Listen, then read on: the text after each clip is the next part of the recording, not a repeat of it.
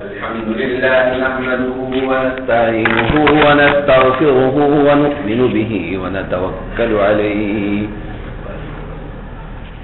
ونعوذ بالله من شرور أنفسنا ومن سيئات أعمالنا من يهده الله فلا مضل له ومن يضلله فلا هادي له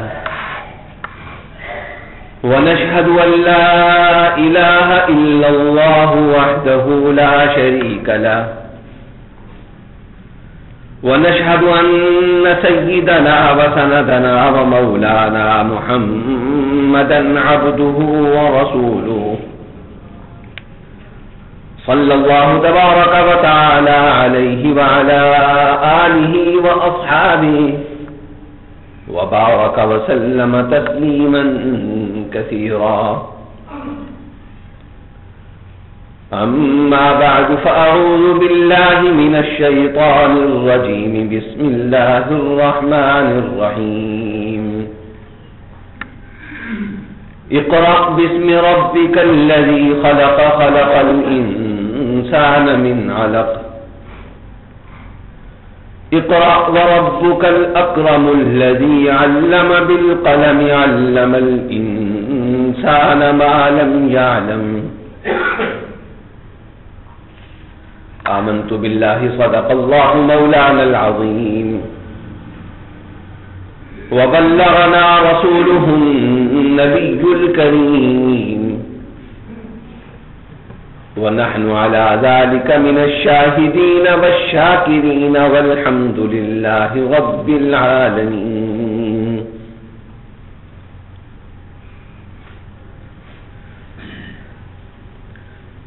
پچھلے جمعے یہ بات عرض کر رہا تھا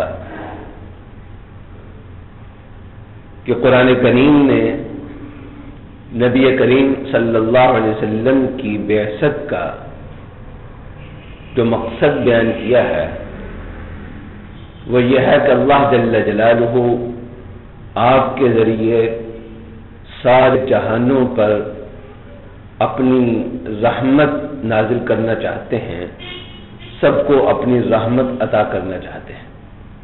وما ارسلناک الا رحمتا للعالمین. نبی کریم صلی اللہ علیہ وسلم کے ذریعے اللہ جل جلالہ کی اس رحمت کا ظہور کیسے ہوا؟ تو حقیقت تو یہ ہے کہ نبی کریم صلی اللہ علیہ وسلم کی زندگی کا ہر پہلو، ہر وہ کام جو آپ نے اس دنیا کے اندر کیا یا آپ سے کروایا گیا، آپ کے تمام حالات، آپ کی سیرت کے تمام پہلو، آپ کا بچپن، آپ کی جوانی، آپ کا بڑھاپا، آپ کی گھر کی زندگی، آپ کی باہر کی زندگی، آپ کا اپنوں کے ساتھ برتاؤ، آپ کا غیروں کے ساتھ برتاؤ، حتیٰ کہ آپ کی بیماریاں، آپ کی تکالیف، آپ کی مشقتیں، آپ پر جو ظاہری طور پر مصیبتیں آئیں، آپ کی اولاد کا انتقال، اور جو جو چیزیں حضور اقدس صلی اللہ علیہ وسلم نے دیکھیں، ان میں سے ہر چیز اس کائنات کے لیے، انسانیت کے لیے اور خاص طور پر اس امت کے لیے رحمت ہی رحمت ہے. آپ کی زندگی کا کوئی بھی پہلو اللہ کی رحمت سے خالی نہیں ہے، اس لیے کہ اللہ جل جلالہ نے آپ کو سراپا رحمت بنایا ہے. لیکن وہ کام جن کے بارے میں نبی کریم صلی اللہ علیہ وسلم نے یہ ارشاد فرمایا یا قرآن کریم نے یہ بتلایا کہ آن حضرت صلی اللہ علیہ وسلم ان کاموں کو کرنے کے لیے آئے ہیں. آن حضرت صلی اللہ علیہ وسلم کی بعثت کا، آپ کی تشریف آوری کا مقصد یہ کام ہے. ان کاموں کے بارے میں ہم یہ کہیں گے کہ یہ اللہ کی رحمت کا خصوصی مظہر ہے. جہاں جہاں یہ بتلایا گیا کہ نبی کریم صلی اللہ علیہ وسلم اس کام کے لیے آئے ہیں، اس کا مطلب یہ ہے کہ وہ حدیث یا وہ آیت، اس آیت کی وما ارسلناک الا رحمۃ للعالمین، اس کی تشریح کر رہی ہے، اس کی تفسیر کر رہی ہے۔ نبی کریم صلی اللہ علیہ وسلم کی تشریف آوری کے مقاصد کیا ہیں؟ پچھلے جمعے میں نے اس سلسلے میں 2 حدیثوں کا حوالہ دیا تھا۔ ایک تو نبی کریم صلی اللہ علیہ وسلم کا یہ ارشاد کہ انما بعثت معلما، کہ مجھے تو بس معلم بنا کر بھیجا گیا ہے، میری بعثت کا مقصد ہی تعلیم ہے۔ اور دوسری حدیث مبارک جس میں نبی کریم صلی اللہ علیہ وسلم نے ارشاد فرمایا کہ بعثت لأتمم مکارم الاخلاق، مجھے اللہ جل جلالہ نے اعلیٰ اخلاق کی تکمیل کے لیے بھیجا ہے۔ اور اگر غور سے دیکھیں تو یہ جو دوسرا مقصد ہے حضور اکرم صلی اللہ علیہ وسلم کی بعثت کا، یہ بھی پہلے ہی مقصد میں داخل ہے، اس لیے کہ اعلیٰ اخلاق کی تکمیل یہ بھی تعلیم ہی کا ایک حصہ ہے۔ حضور اکرم صلی اللہ علیہ وسلم اپنی زبان سے بتلا رہے ہیں کہ ایک مومن کے، ایک انسان کے اخلاق یہ ہونے چاہیے، یہ عادتیں اچھی ہیں اپنانے کی ہیں، یہ عادتیں بری ہیں چھوڑنے کی ہیں، تو یہ بھی تعلیم ہی کا ایک حصہ ہے۔ اگر حضور اکرم صلی اللہ علیہ وسلم اپنے عمل سے اعلیٰ ترین اخلاق کا مظاہرہ کر رہے ہیں تو یہ تعلیم ہی کا ایک حصہ ہے۔ نبی کریم صلی اللہ علیہ وسلم کے ارشادات بھی تعلیم ہیں، نبی کریم صلی اللہ علیہ وسلم نے عملاً جو کر کے دکھایا وہ بھی تعلیم ہے، اور نبی کریم صلی اللہ علیہ وسلم کی خاموشی بھی تعلیم ہے۔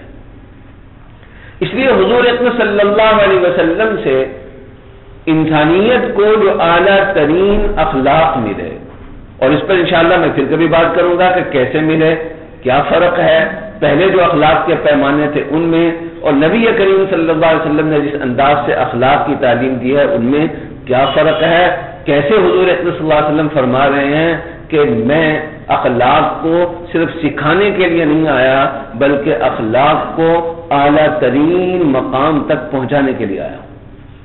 لیکن اس وقت جو بات میں عرض کر رہا ہوں وہ یہ ہے کہ حضور اکرم صلی اللہ علیہ وسلم جو تکمیل اخلاق کی بات فرما رہے ہیں یہ بھی در حقیقت تعلیم ہی کا ایک حصہ ہے۔ اس لیے ہم یہ کہہ سکتے ہیں دونوں حدیثوں سے ایک ہی بات نکل رہی ہے کہ نبی کریم صلی اللہ علیہ وسلم اس دنیا کے اندر بحیثیت معلم تشریف لائے ہیں۔ آپ کی بعثت کا بنیادی اور بڑا مقصد تعلیم ہے، سکھانا ہے۔ قرآن کریم نے نبی کریم صلی اللہ علیہ وسلم کی بعثت کے مقاصد بیان کیے ہیں، بلکہ حضرت ابراہیم علیہ السلام نے جب بیت اللہ کی تعمیر کی، بیت اللہ کی تعمیر کرنے کا مطلب یہ ہے کہ اللہ کی تجلیات کا ایک مرکز وجود میں آ گیا، اللہ کی بندگی کا ایک مرکز وجود میں آ گیا۔ لیکن محض ایک مرکز کا وجود میں آنا کافی نہیں ہے جب تک کہ کوئی ایسی ہستی نہ ہو جو ارد گرد کے قبائل ہی کو نہیں بلکہ پوری انسانیت کو، تمام لوگوں کو، ہر نسل کے، ہر علاقے کے، ہر طبقے کے، ہر زمانے کے لوگوں کو اللہ کی طرف دعوت دے، اللہ کے ساتھ جوڑے۔ ایسی شخصیت، کیونکہ بیت اللہ جیسا کہ پچھلے جمعے میں عرض کر رہا تھا یہ ہدی للعالمین ہے، یہ عالم کے لیے نہیں ہے، یہ ان قبائل کے لیے نہیں ہے جو اس وقت ذرا فاصلے پر بلکہ کافی فاصلے پر آباد تھے، یہ مرکز جزیرہ عرب کے لیے نہیں ہے، یہ مرکز ایشیا کے لیے نہیں ہے، یہ مرکز جو ہے وہ عالمین کے لیے ہے، یہ ہدی للعالمین ہے بیت اللہ۔ تو اس کو آباد کرنے کے لیے جو شخصیت آنی چاہیے وہ بھی صرف یہ نہیں کہ وہ جزیرہ عرب میں مقبول ہو صرف یہ نہیں کہ پورے عالم میں مقبول ہو، بلکہ ایسی شخصیت ہونی چاہیے جس کی مقبولیت عالمینی ہو۔ اس لیے اس کام کے لیے موضوع ترین ہستی رحمت للعالمین صلی اللہ علیہ وسلم کی ذات ہو سکتی ہے۔ تو حضرت ابراہیم علیہ السلام نے جب بیت اللہ کی تعمیر کی تو اللہ جل جلالہ نے ان کے ذہن میں یہ نقطہ بھی ڈالا کہ ایک عالمینی مرکز ہدایت اگر وجود میں آیا ہے تو ایک عالمینی ہادی بھی ہونا چاہیے۔ حضرت ابراہیم علیہ السلام دعا کر رہے ہیں، البتہ اس دعا میں ایک اضافہ کر رہے ہیں کہ یہ جو عالمینی ہادی آئے یہ میری نسل میں سے، میری اولاد میں سے آئے، ان لوگوں کی نسل میں سے آئے، میرے اس بیٹے کی نسل میں سے آئے جنہوں نے اس جگہ کو آباد کرنے کے لیے اتنی قربانیاں دی ہیں اور اتنی مشقتیں اٹھائی ہیں۔ اس لیے فرمایا ربنا وابعث فیہم رسولا منہم۔ میں یہ بتلا رہا تھا کہ ابراہیم علیہ السلام نے دعا کی، اس دعا کے اندر بھی اللہ جل جلالہ کے سامنے یہ التجا رکھی کہ رسول ایسا بھیجیے، ہادی ایسا بھیجیے اس بیت اللہ کی آبادی کے لیے، اس مرکز کی آبادی کے لیے جو یہ کام کرے۔ 4 کام ذکر کیا، اور یہی کام اور جگہوں پر بھی قرآن کریم نے ذکر کیے ہیں کہ نبی کریم صلی اللہ علیہ وسلم تشریف لائے ہیں، اس لیے کہ یتلو علیہم آیاتہ ویزکیہم ویعلمہم الکتاب والحکمہ۔ یتلو علیہم آیاتی، یہ پہلا مقصد ہے، قرآن کی آیتیں پڑھ کر سناتے ہیں، یہ بھی تعلیم ہے۔ یعلمہم الکتابہ، ان کو کتاب اللہ کے مضامین سمجھاتے ہیں، کتاب اللہ کے اندر کیا کیا چیزیں چھپی ہوئی ہیں، کیسے ان کو نکالنا ہے اس کا طریقہ بتلاتے ہیں،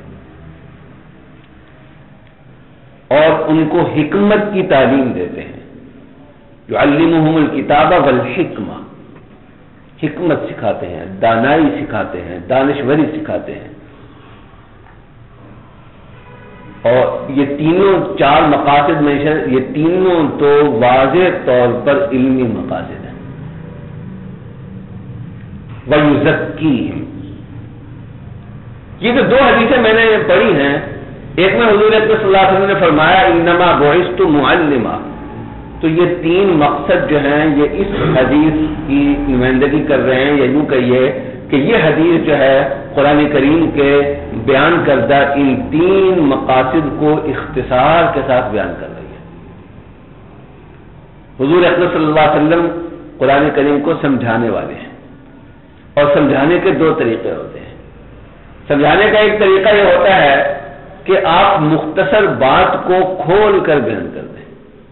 آپ میری بات کسی کو سمجھانا چاہتے ہیں تو میں نے چند جملوں میں، چند لفظوں میں جو بات کہی ہے، کسی کو اگر سمجھ میں نہیں آئی تو میں نے جو بات 2 جملوں میں کہی ہے آپ اسے کھول کر 10 جملوں میں بیان کر دیں تو یہ کہیں گے کہ آپ نے میری بات کی تشریح کر دی، میری بات کی وضاحت کر دی، میری بات کسی کو سمجھا دی۔ یہ بھی ایک طریقہ ہوتا ہے سمجھانے کا۔ اور سمجھانے کا ایک طریقہ یہ ہوتا ہے کہ کسی نے بات ذرا کھول کر بیان کی ہے، وضاحت کے ساتھ بیان کی ہے، تفصیل کے ساتھ بیان کی ہے، آپ اس کا لب لباب، آپ اس کا خلاصہ، آپ اس کا نچوڑ کسی کے سامنے نکال دیں۔ تو کسی کی بات کا نچوڑ نکالنا، کسی کی بات کو مختصراً پیش کرنا، یہ بھی سمجھانا ہی ہوتا ہے۔ نبی کریم صلی اللہ علیہ وسلم نے قرآن کو سمجھایا ہے، حدیث قرآن کی تشریح کرتی ہے، اور یہاں تشریح کا دوسرا انداز ہے، اختصار کرنے والا۔ قرآن کریم نے 3 باتیں ذکر کر کے کہا یتلو علیہم آیاتہ، اور کہا کہ وہ تعلیم کتاب کرتے ہیں، اور کہا کہ وہ تعلیم حکمت کا کام کرتے ہیں۔ تو نبی کریم صلی اللہ علیہ وسلم نے ان 3 باتوں کا خلاصہ یہ نکالا بعثت معلما،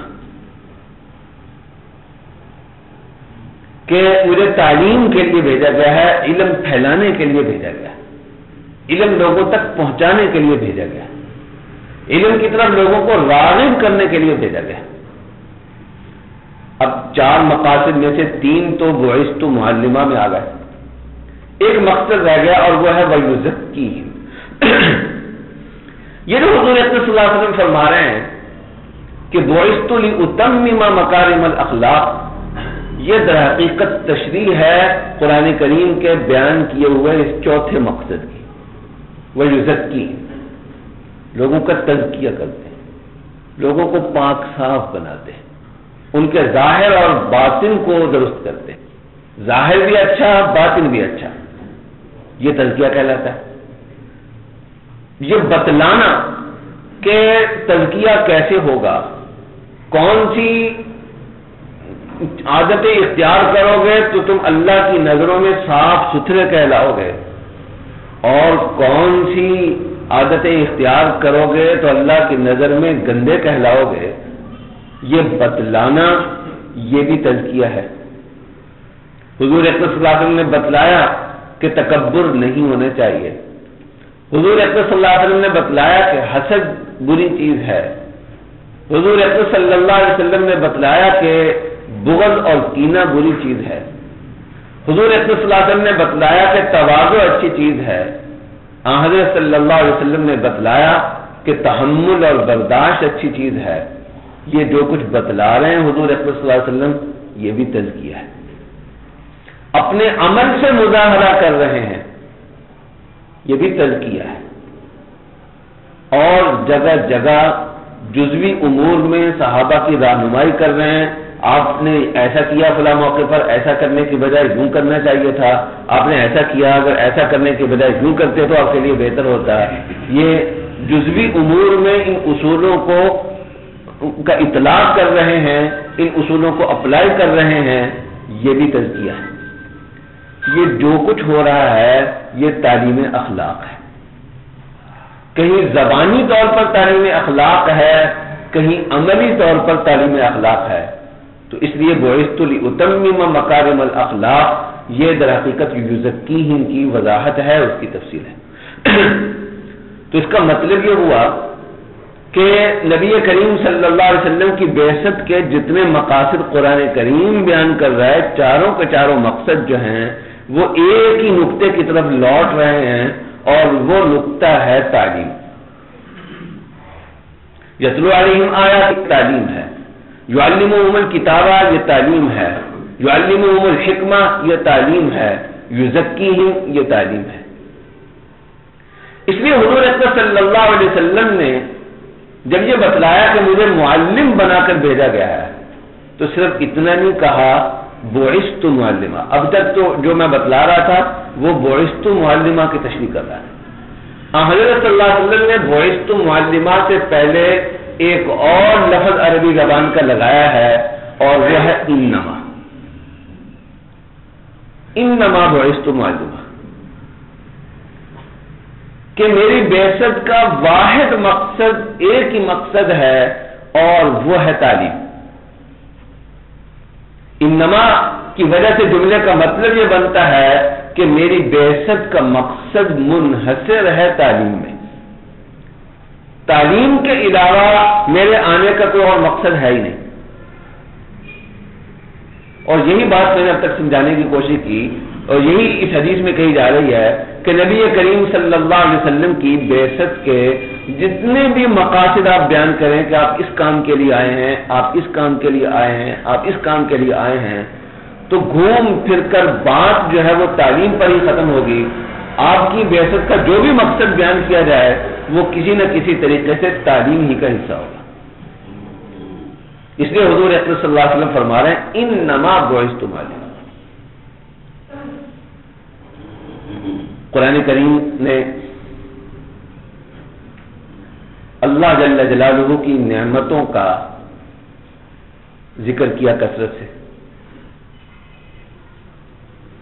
ایک صورت تو قرآن کی ایسی ہے جو خاص طور پر اللہ کی نعمتوں کے تذکرے کے لیے وقف ہے، اور وہ صورت اللہ کے لفظ اللہ کے بعد سب سے بڑے نام، سب سے بڑے صفاتی نام سے شروع ہوتی ہے، الرحمن کے لفظ سے. اور سورت کا نام بھی سورۃ الرحمن ہے۔ اس میں بھی اللہ جل جلالہ نے اپنی نعمتوں کا ذکر کیا، اور اس میں نعمتوں کا ذکر خاص انداز سے کیا کہ بار بار انسان اور جن کو یہ توجہ دلا رہے ہیں کہ یہ میری نعمتیں ہیں، کون کون سی نعمتوں کو تم جھٹلاؤ گے؟ کہہ نہیں سکتے کہ ہمارے اوپر اللہ کی نعمت نہیں ہے۔ ایک نعمت کا انکار کرو گے دوسری نعمت دکھا دیں گے، دوسری کا انکار کرو گے تیسری دکھا دیں گے، تیسری کا انکار کرو گے چوتھی دکھا دیں گے۔ فَبِأَيِّ آلَاءِ رَبِّكُمَا تُكَذِّبَانِ، اپنے رب کی کون کون سی نعمت کو جھٹلا؟ جان تو نہیں چھوٹے گی، ایک ہو، دو ہوں، تین ہوں، 100 ہوں، 1000 ہوں، لاکھ ہوں، ارب ہوں، کروڑ ہوں، خرب ہوں، تو تم انکار کر دو۔ جہاں بے شمار ہوں، گنتی ہی نہ ہوتی ہو ان کی، تو پھر کس کس نعمت سے جان چھڑاؤ گے اور کہو گے کہ ہمارے اوپر نعوذ باللہ اللہ کا کوئی احسان نہیں۔ تو یہ سورت اللہ کی نعمتوں کو بیان کرنے کے لیے وقف ہے، اور اس کا آغاز ہی اللہ کے سب سے بڑے صفاتی نام رحمان سے شروع ہو رہا ہے۔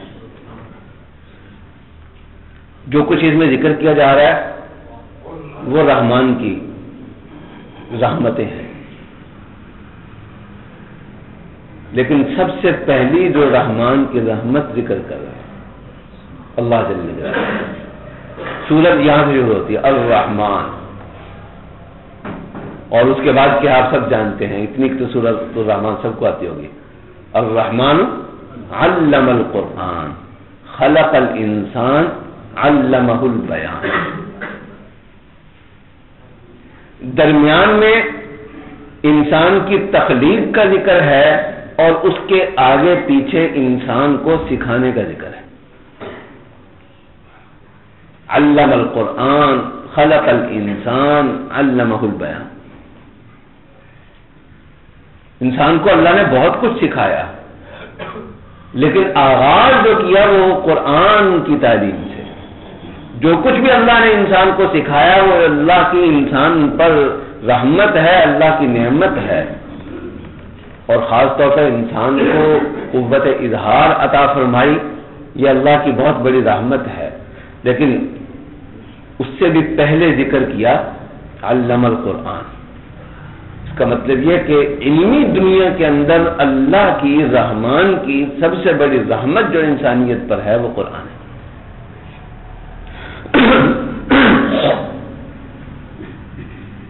میں غور کر رہا تھا ایک دفعہ تلاوت کے دوران کہ اللہ جل جلالہ نے قرآن کریم میں جگہ جگہ اپنے فضل کا ذکر کیا ہے۔ ان اللہ لذو فضل علی الناس ولکن اکثر الناس لا یشکرون۔ مختلف مواقع پر فضل مختلف چیزوں کے لیے استعمال ہوا ہے۔ بعض جگہوں پر فضل کا لفظ علم کے مفہوم میں استعمال ہوا ہے، بعض جگہ فضل مال اور مالی فراوانی خوشحالی کے لیے استعمال ہوا ہے، اور معنی میں بھی استعمال ہوا ہوگا اور چیزوں کے لیے بھی استعمال ہوا ہوگا۔ لیکن نبی کریم صلی اللہ علیہ وسلم پر اللہ کا فضل ایک ہے، عام انسانوں کے بارے میں کہا جا رہا ہے ان اللہ لذو فضل علی الناس، یا انسانوں کے کسی گروہ کے بارے میں کہا جا رہا ہے، بنی اسرائیل کے بارے میں کہا کہ ہم نے تم پر اپنا فضل کیا، فضلتکم علی العالمین۔ اور ایک ہے خاص نبی کریم صلی اللہ علیہ وسلم کی ذات کے بارے میں اللہ نے بتایا ہو کہ حضور اکرم صلی اللہ علیہ وسلم پر اللہ کا فضل ہے۔ تو ایک دن مجھے خیال آیا کہ یہ دیکھنا چاہیے کہ حضور اکرم صلی اللہ علیہ وسلم کے حوالے سے جہاں فضل کی بات ہے وہاں کس کس سیاق میں ہے۔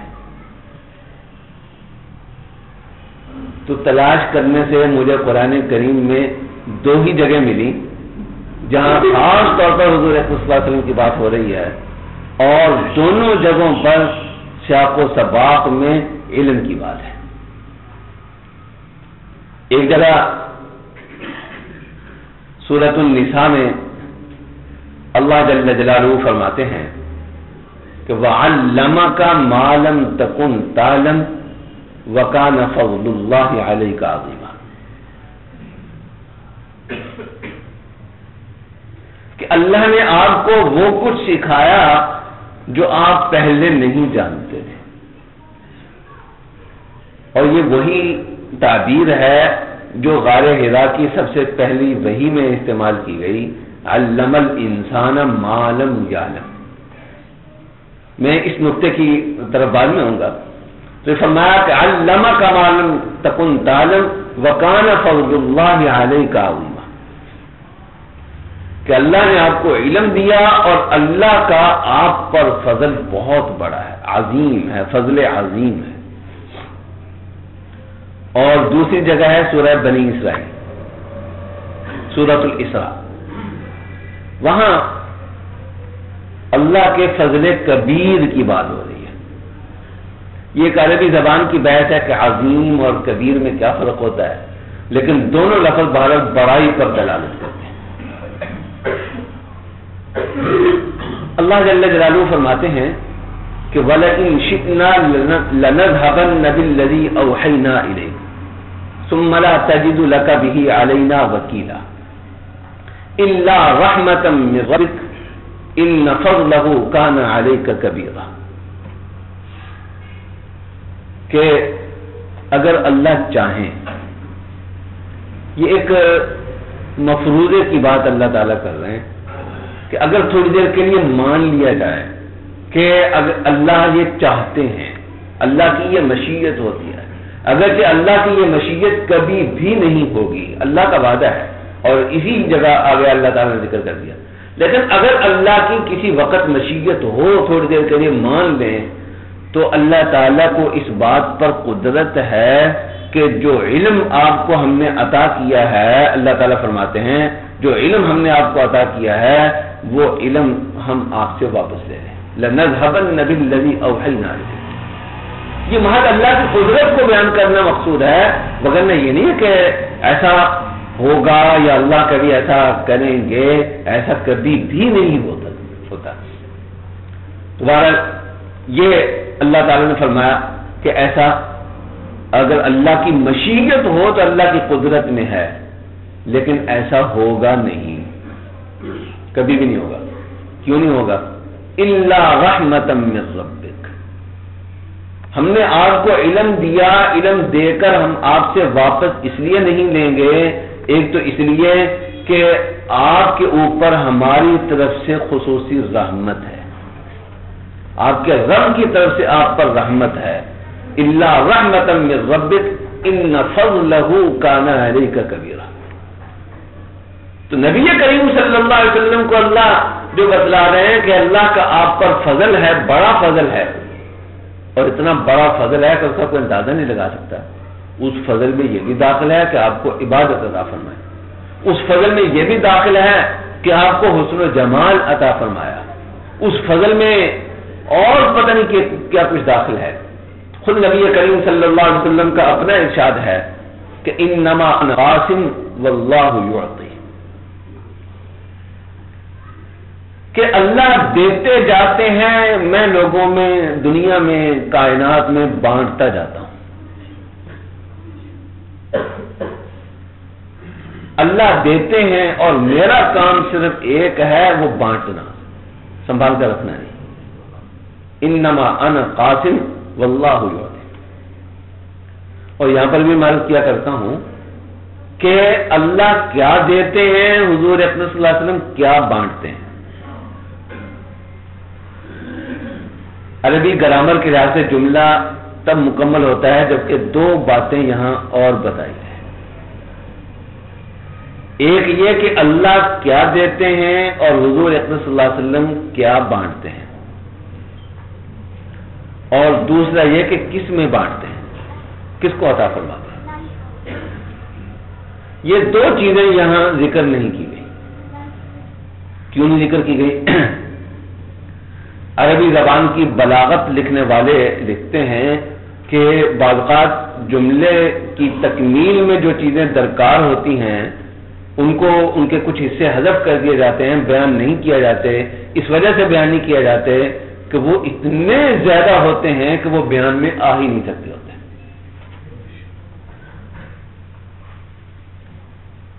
اس لیے واللہ انما انا قاسم واللہ یعطی کا مطلب یہ کہ اللہ دیتے ہیں، حضور اقدس بانٹتے ہیں، کن کن میں بانٹتے ہیں، کن کن کو آپ کا فیض پہنچا یہ بیان نہیں کر سکتے، اپنوں کو پہنچا، غیروں کو پہنچا، انسانوں کو پہنچا، انسانوں کے علاوہ دوسرے مخلوقات کو پہنچا، یہ بیان نہیں کر سکتے کہ کن کن کو حضور اقدس کا فیض پہنچا۔ انما انا قاسم، اور کیا فیض پہنچا، کس نوعیت کا فیض پہنچا؟ روحانی فیض، اخلاقی فیض، کردار کا فیض، علم کا فیض، اللہ کے تعلق کا فیض، مالی فیض، قلبی سکون کا فیض، روحانی سکون، روحانی اطمینان کا فیض، اور نہ معلوم کیا کچھ۔ تو اللہ دیتے چلے جا رہے ہیں، حضور اقدس صلی اللہ علیہ وسلم تقسیم کرتے چلے جا رہے ہیں۔ یہ جو جملہ ہے، یہ کیا چیز تقسیم کر رہے ہیں، کیا فیضان ہے حضور اقدس صلی اللہ علیہ وسلم کا، اس کی تعین نہیں کہ اس کا مطلب ہے کہ بے تحاشا ہے، لیکن سیاق و سباق اس کا بھی اگر دیکھیں تو حدیث میں اس سے پہلے جو جملہ آتا ہے وہ یہ ہے کہ من یرید اللہ بہ خیرا یفقہہ فی الدین وانما انا قاسم واللہ یعطی، کہ جس کو اللہ تعالیٰ نوازنا چاہتے ہیں، بڑی نوازش کرنا چاہتے ہیں جس پر، اس کو دین کی سمجھ عطا فرما دیتے ہیں۔ دین کا علم نہیں، دین کی سمجھ، گہرائی عطا فرما دیتے ہیں۔ تو یہاں پر بھی علم ہی کے سیاق میں بات ہو رہی ہے۔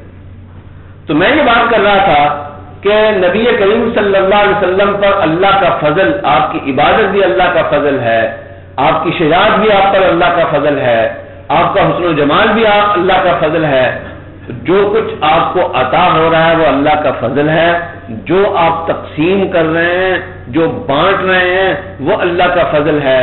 لیکن قرآن کریم فضل کا جس تذکرہ صراحتاً جس چیز کے ساتھ کرتا ہے وہ علم والی دولت ہے۔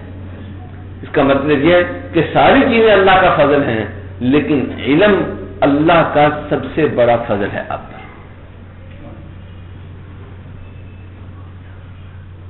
سب نبیوں کو علم دیا گیا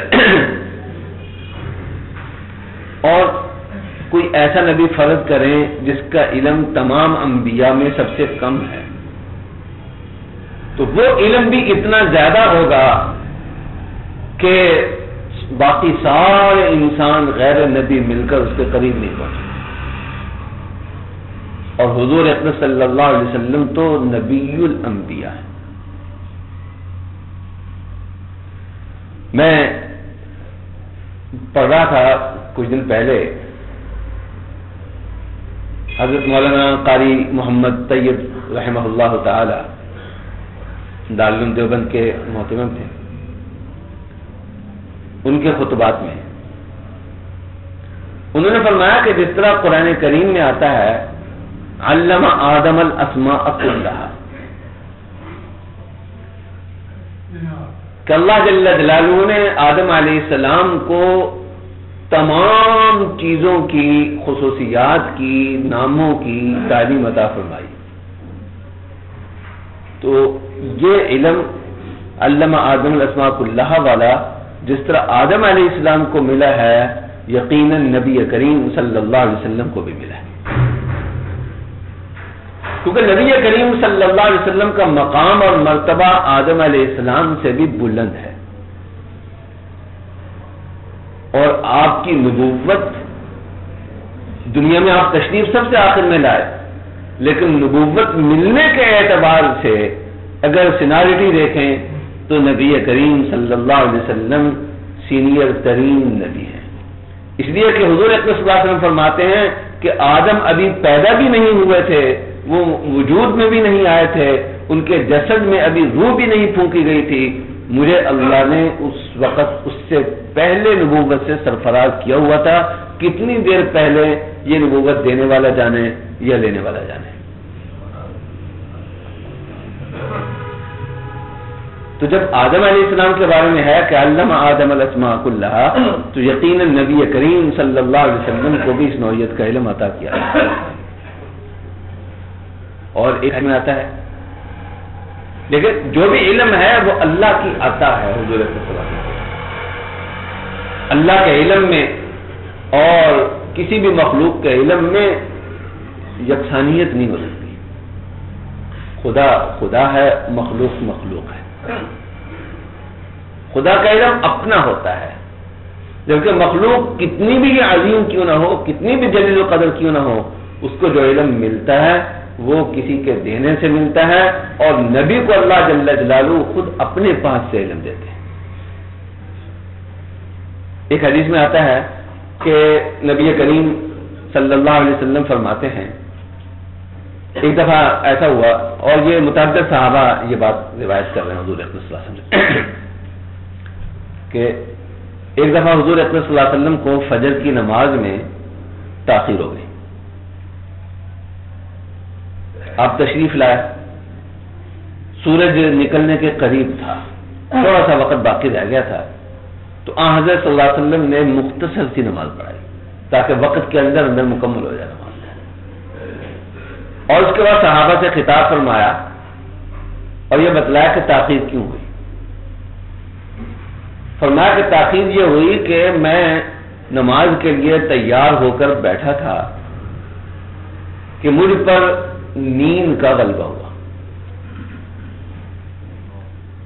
انبیاء علیہ الصلوۃ والسلام کی نیند سے وضو نہیں ٹوٹتا، میری اور آپ کی نیند سے وضو ٹوٹ جاتا ہے۔ اور اس نیند کی حالت میں یہ ایک عام جو طبی تقاضے سے نیند آتی ہے وہ نیند نہیں ہے، بلکہ اللہ کی طرف سے عطا کی گئی ہے۔ بعض نیندیں ایسی ہوتی ہیں جو اللہ کی طرف سے عطا کی جاتی ہیں۔ تو اس نیند کے اندر میں نے رأیت ربی فی احسن صورہ، میں نے اپنے رب کو اللہ جل جلالہ کو دیکھا انتہائی خوبصورتی۔ ظاہر ہے کہ وہ تو سارے حسن و جمال کے خالق ہیں، خود ان کے اپنے حسن و جمال کا کیا مقام ہے۔ تو اللہ جل جلالہ نے مجھ سے ایک بات پوچھی، یہ پوچھنا پوچھنے کے لیے نہیں ہے بلکہ سکھانے کے لیے۔ جیسے ایک ٹیچر جو ہے وہ بعض اوقات اپنی کلاس سے کوئی بات پوچھتا ہے، اللہ تعالیٰ نے پوچھا کہ یہ ملائے اعلیٰ کے جو لوگ ہیں، فرشتے وغیرہ، یہ کس چیز کی حاصل کرنے کے لیے ایک دوسرے سے آگے بڑھ رہے ہیں، لپک رہے ہیں؟ فیم یختصم الملأ الاعلیٰ۔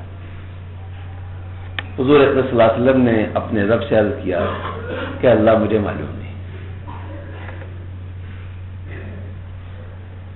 حضور اکرم صلی اللہ علیہ وسلم فرماتے ہیں، یہ سمجھانے کے لیے یہ الفاظ استعمال حضور اکرم فرما رہے ہیں، باقی اصل حقیقت کیا ہے وہ اللہ جل جلالہ جانتے ہیں، یا جس نے یہ سب کچھ دیکھا، جس پر یہ سب کچھ گزرا، وہ جانتا ہے۔ فرمایا کہ اللہ جل جلالہ نے اپنا دست مبارک، اپنا ید مبارکہ، اپنا ہاتھ میرے سینے پر رکھا، یہاں تک کہ مجھے اپنے دل میں اس کی ٹھنڈک محسوس ہوئی، اور اس کا نتیجہ یہ تھا کہ فتجلی لی کل شیء فعرفت، ہر چیز میرے لیے نمایاں ہو گئی۔ تو وہاں علم آدم الاسماء کلھا ہے اور یہاں فتجلی کل شیء ہے۔ اب ظاہر ہے کہ اللہ اپنا جس طرح ایک روحانی فیضان ہوتا ہے، بعض اوقات روحانی فیضان دینے والے جو ہیں وہ کسی کو اپنے سینے کے ساتھ لگاتے ہیں، فیضان منتقل کرتے ہیں، تو یہ اللہ جل جلالہ اپنے دست مبارک رکھ رہے ہیں۔ ظاہر ہے کہ اللہ کو کسی کے ساتھ تشبیہ نہیں دی جا سکتی، تو وہ ایک آدھ بات حضور اکرم کو سمجھانے کے لیے تو یہ نہیں ہوگا، بلکہ بہت بڑا علم دینے کے لیے ہوگا۔ ایک آدھ بات آپ کو بتلانے کے لیے تو جبریل بھی کافی تھے، وہ بھی آ سکتے تھے۔ تو اس کے بعد حضور اکرم صلی اللہ علیہ وسلم نے یہ بھی بتلایا کہ ملائے اعلیٰ جو لپکتے ہیں جن چیزوں کو لینے کے لیے، وہ کچھ نیکیاں ہیں، جیسے اسباغ الوضوء علی المکارہ، جب وضو کرنا مشکل لگ رہا ہو ایسی حالت میں وضو کرنا، اور مسجد کی طرف قدم اٹھانا، اور کچھ اور نیکیوں کا ذکر ہے۔ یہ بھی حضور اکرم صلی اللہ علیہ وسلم سے پوچھا اللہ نے کہ درجات کیا ہوتے ہیں، انسان اونچا کس چیز سے ہوتا ہے؟ تو حضور اکرم صلی اللہ علیہ وسلم نے فرمایا اطعام الطعام، لوگوں کو کھلانا، افشاء السلام، سلام کثرت سے کرنا، لین الکلام، گفتگو نرم اختیار کرنا، اس سے انسان کے درجے بلند ہوتے ہیں۔ یہ اسی وہ جو منظر ہے، اور ظاہر ہے کہ اس میں خاص عام خواب جو ہوتے ہیں یہ ماہرین نفسیات کہتے ہیں کہ یہ چند سیکنڈ کے ہوتے ہیں، یہ چند منٹ کے ہوتے ہیں، لمبے سے لمبے خواب بھی۔